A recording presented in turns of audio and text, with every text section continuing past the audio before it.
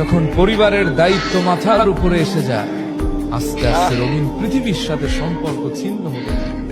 নিজের স্বপ্ন, future, wish, নিজের ভালো লাগা, ভালোবাসা একে একে ফ্যামিলির জন্য কোরবানি করে দিতে হয়। চরম ব্যথা হৃদয়ে লালন করার পর হাসতে হয়। চরম অভাব আর কষ্ট চলছে, কিন্তু বোঝাতে হয় আমি ভালো আছি।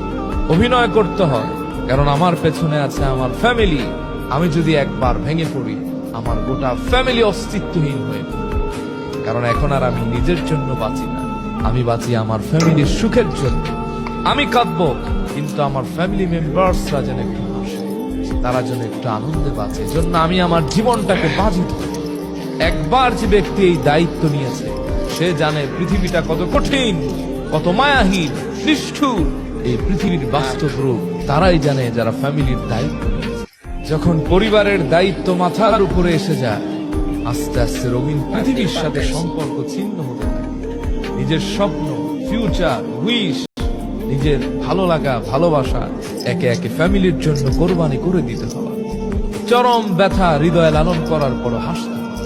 চরম অভাব আর কষ্ট চলছে, কিন্তু বোঝাতে হয় আমি ভালো আছি।